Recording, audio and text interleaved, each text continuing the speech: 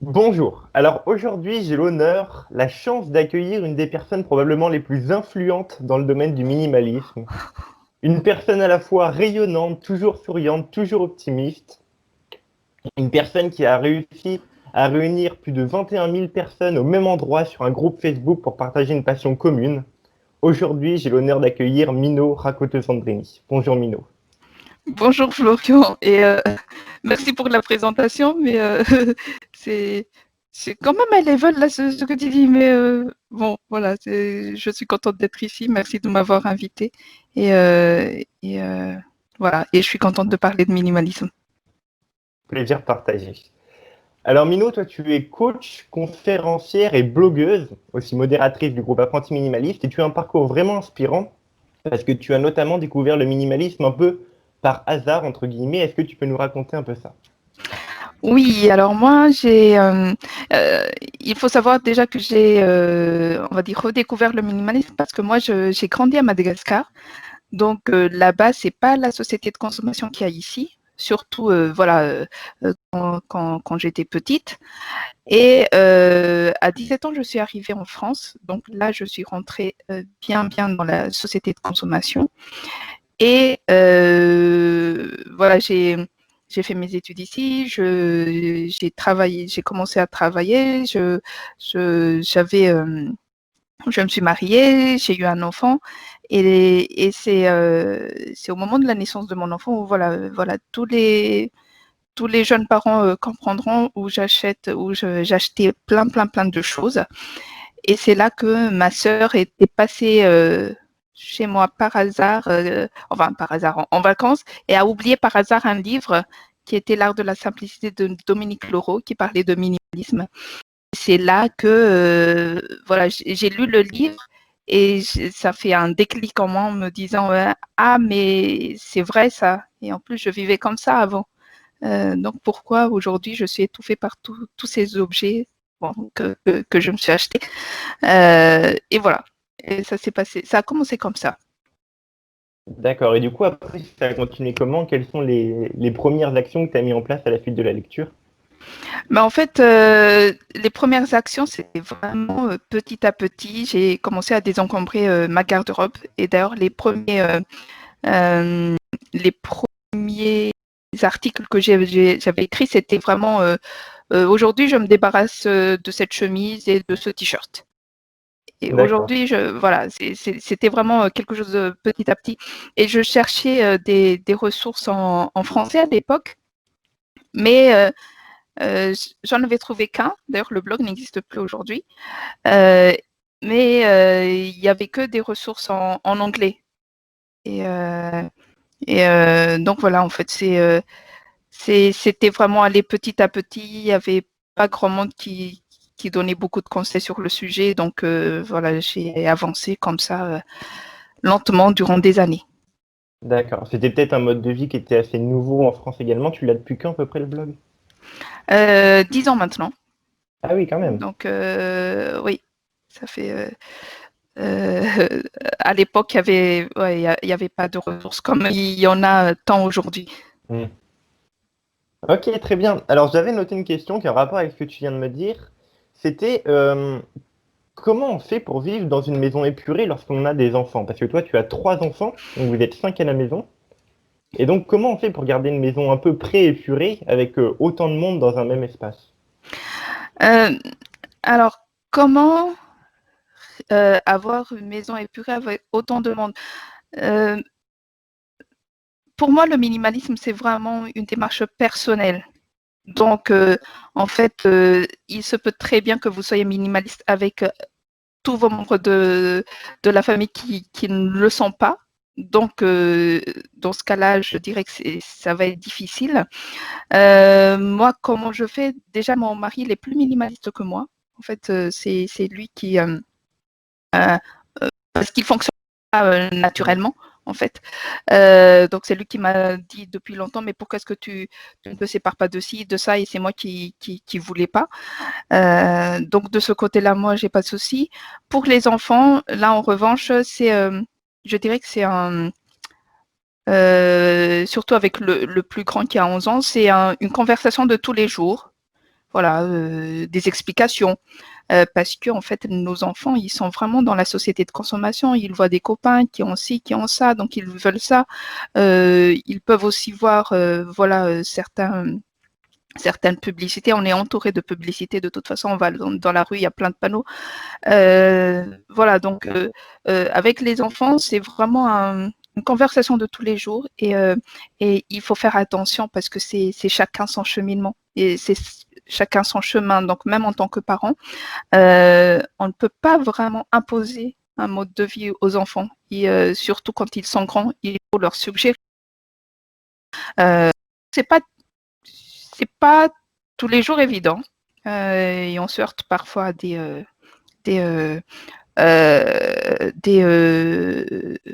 comment dire, pas de la négation, mais voilà, on n'est pas d'accord.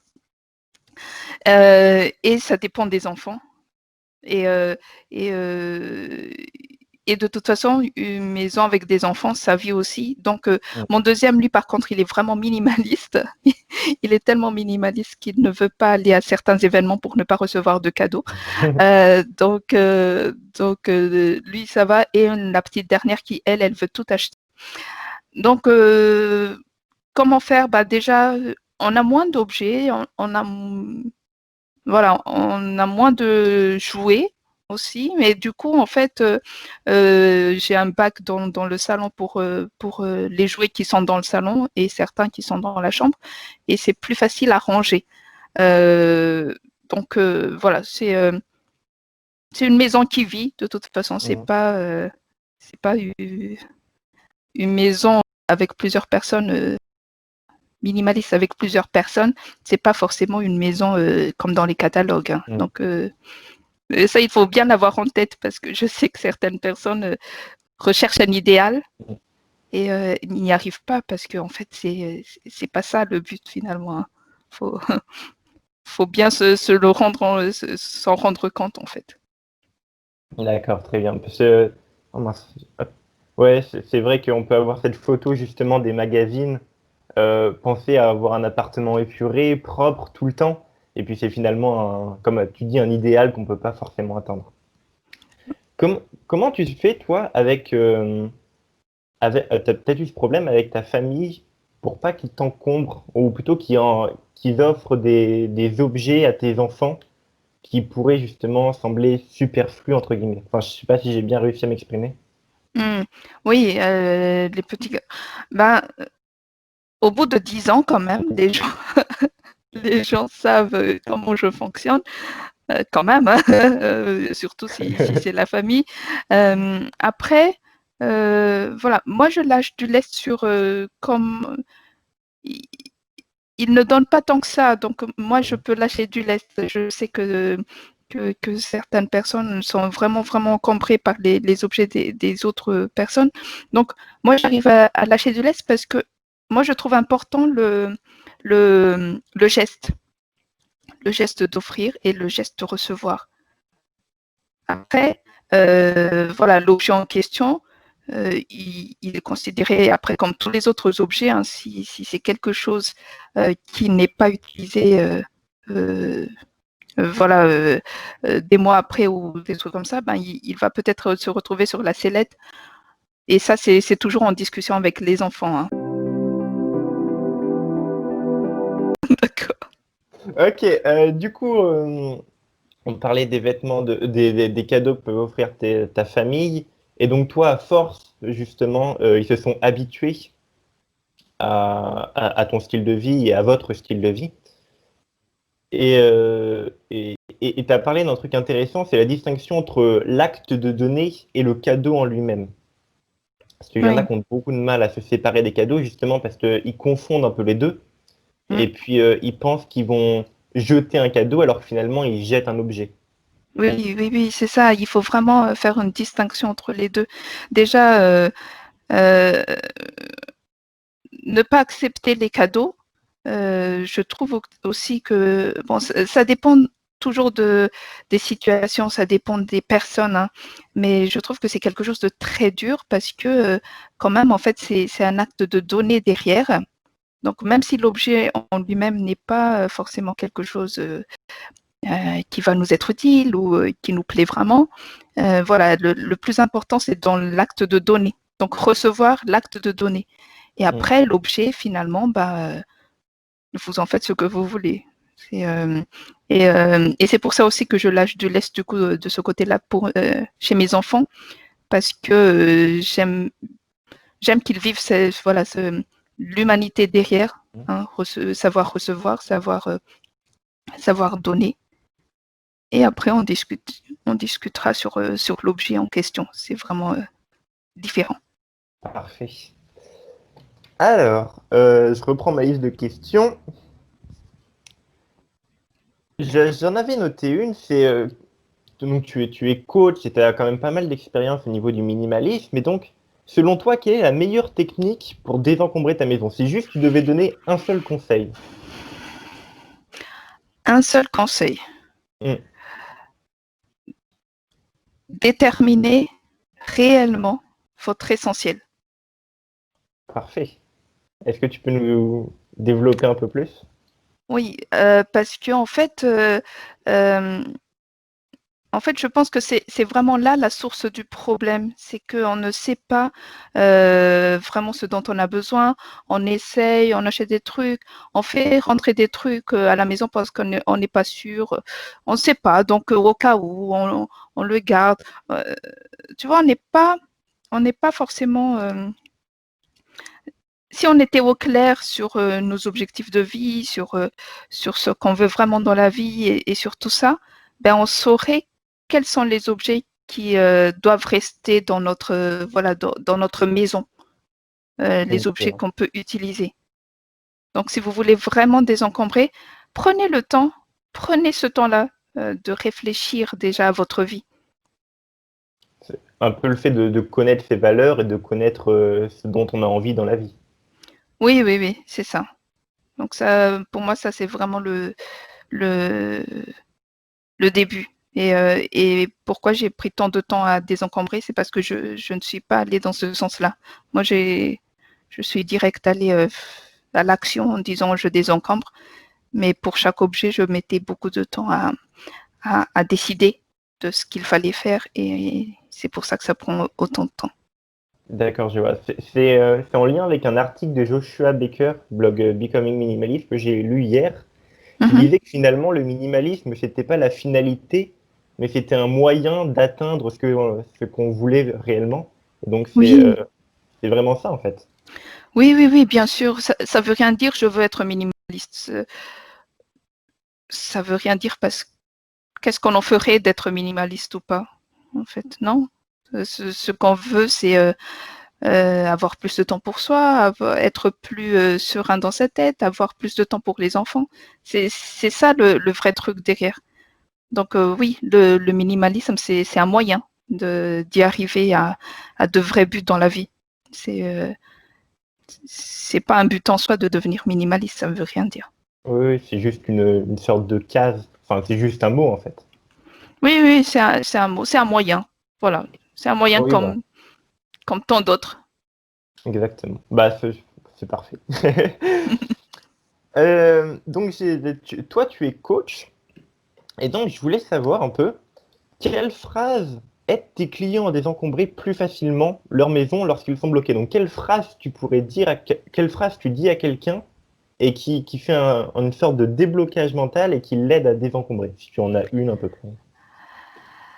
Non, c'est très difficile de sortir une phrase vraiment comme ça parce que ça dépend des personnes, ça dépend de leur blocage, ça dépend de leur situation, ça dépend de ce qu'ils vivent au moment du coaching. Donc, une fois quelqu'un m'a dit, et, et c'est là où je me dis que c'est vraiment quelque chose de subjectif, le minimalisme, c'est qu'elle m'a dit que ce qui lui a parlé le plus, c'est quand je disais qu'en se mettant au minimalisme, on devient plus serein. Hum, Et pourtant, pour d'autres personnes, c'est quand je dis vous allez gagner beaucoup plus de temps. hum. Donc, il n'y a pas de phrase toute faite. Le coaching, c'est de toute façon, un coaching, c'est pas du mentoring. Un coaching, c'est Oui, vraiment oui. faire ressortir la solution de chaque personne et ça dépend vraiment y a plein de paramètres en fait. Donc là comme ça, je n'ai non, je peux pas te dire une phrase qui peut les aider. Par contre, cette expression de déterminer d'abord votre essentiel et débarrassez-vous du reste, ça je le dis assez souvent et beaucoup de gens aiment bien entendre ça. Mais voilà, c'est très global, donc ça peut parler à tout le monde, comme ça peut aussi ne pas du tout résoudre le souci de chacun. Donc voilà, c'est Oui, très subjectif. exactement. Bah, c'est pour ça, de toute façon, que les coachings, ça marche si bien, parce que c'est 100% personnalisé, et tu rentres vraiment dans la tête, entre guillemets, de la personne. Je fais plutôt sortir les idées de la tête Ouais, des ouais. personnes. Ok. Alors, on parle de minimalisme, et il y a plusieurs, entre guillemets, aspects au minimalisme. On peut avoir juste au niveau des objets, mais il y a également le minimalisme numérique. Et donc, j'aimerais avoir un peu ton avis sur ça, parce que forcément, en tant que blogueuse, conférencière, et puis coach, tu es un peu obligé d'être souvent sur Internet. Et donc, comment tu fais, toi, pour garder un certain minimalisme numérique? Euh, alors, comment je fais pour garder un certain minimalisme numérique? Déjà, sur les emails, Mmh. le numérique, il y a plein de, voilà, il y a plein de moyens hein, de faire du minimalisme numérique. Déjà, en ne gardant pas tout et n'importe quoi dans le cloud, Mmh. parce qu'on sait que voilà, ça fait tourner des serveurs derrière qu'il faut refroidir tout le temps. Voilà, il y a toute une pollution derrière. Les emails aussi, c'est pareil. Mmh. À un moment donné, et je pense que je vais commencer à le faire aussi, enlever les anciennes publications de Facebook Ouais. Mmh. pour nettoyer en fait. Parce que chaque clic, chaque j'aime, chaque truc qu'on a, bah, c'est une insertion d'une ligne dans dans une grosse base de données quelque part. Mmh. Et donc, si on les enlève, bah, ça diminuera toujours quelque chose. Donc voilà, j'ai déjà pensé à ça. Je ne l'ai Mmh. pas encore fait, mais peut-être faire du nettoyage dans le groupe, par exemple D'accord, ouais. pour, voilà, pour diminuer un petit peu mon empreinte sur le sujet. Et après aussi, il faut savoir que voilà, pour pouvoir délivrer ce message-là, je ne peux pas non plus le faire en criant à ma fenêtre. Donc j'ai quand même besoin de, des outils numériques, Ouais. mais voilà, à utiliser en conscience. Et c'est vrai que avoir une réflexion sur le sujet, amener à des actions dans ce sens-là. Mmh. Ok, parfait. Ouais, parce que c'est vrai que ça peut être compliqué de gérer les deux et de pas se laisser envahir par tout le superflu, entre guillemets, d'Internet. Oui, oui, oui, on est à l'heure de l'infobésité Mm. et surtout en ce moment. Oui. Donc, oui, faites attention à ce que vous partagez, ne partagez pas si c'est pas nécessaire. C'est voilà, tout ce qu'on fait sur les réseaux sociaux, c'est quelque chose qui est rajouté quelque part. Donc, voilà, tant que Mm. possible, je dirais éviter de faire quelque Mm. chose en plus. Toujours toujours dans la même optique du minimalisme, tout ce qui ne sert pas doit partir, entre guillemets. Oui, Je mets beaucoup oui. de guillemets. Elle. Ok, maintenant j'ai quelques questions flash pour toi. Mhm. Euh, Quelle est ta citation préférée? Quelle citation t'inspire le plus? Ah bah, celui de Joshua Baker qui dit. Ah, par contre, je ne sais pas si j'arriverai à le reformuler parce que c'est une Oui, phrase assez longue, mais en fait, c'est, c'est l'idée, c'est vraiment de dire que le minimalisme, c'est enlever tout ce qui nous distrait Mm. de ce qui nous est essentiel. Ok. Ah ben voilà, j'ai pu la sortir. Mais Ouais. voilà, il le parle en anglais. Et c'est ça vraiment l'idée. On enlève tout ce qui nous distrait de l'essentiel, en fait. Et sinon, il y a une autre citation aussi qui m'accompagne depuis plusieurs années, en fait, et que j'aime beaucoup, c'est une dame qui l'a dit, je ne me souviens même pas de son nom, et elle le dit que s'est mis sur le chemin du minimalisme euh, quand elle a su que ses objectifs étaient plus importants en fait que tous ces objets qui l'entouraient. Ah oui, Donc c'est vrai que c'est voilà. puissant. Mm. Excellent. Une autre question un peu rapide, c'est pour toi, quel est l'avantage numéro un du minimalisme ou du désencombrement dans ta vie? Donc, qu'est-ce que ça t'a apporté le plus? Pour moi, c'est la sérénité. La sérénité? Mm. Donc, réduire le stress, réduire l'anxiété et être plus calme.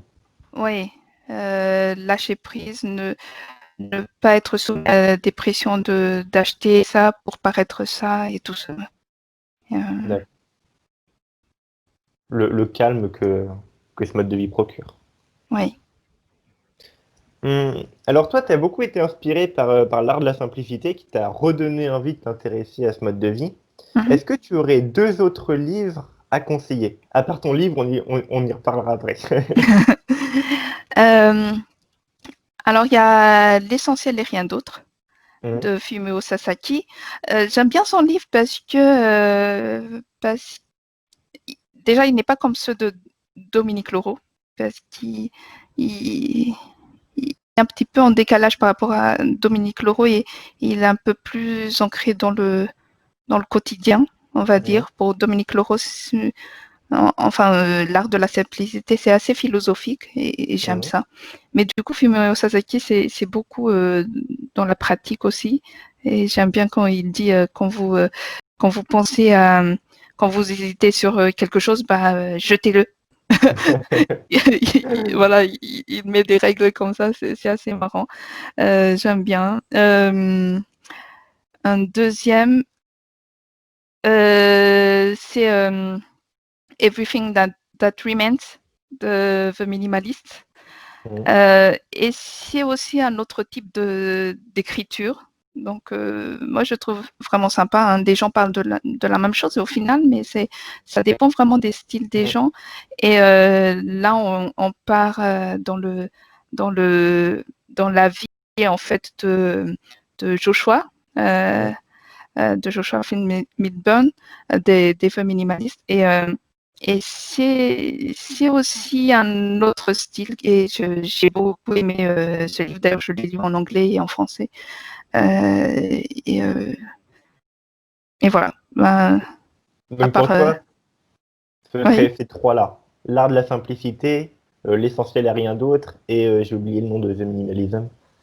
Everything That Remains. Ouais, voilà. Oui. Ok. Et pour les blogs, Joshua Baker. Oui. Euh, Maintenant, toi aussi, tu as écrit un livre, donc Maman minimaliste. Est-ce que tu peux nous en parler? Enfin, tu vas pas dire non en même temps.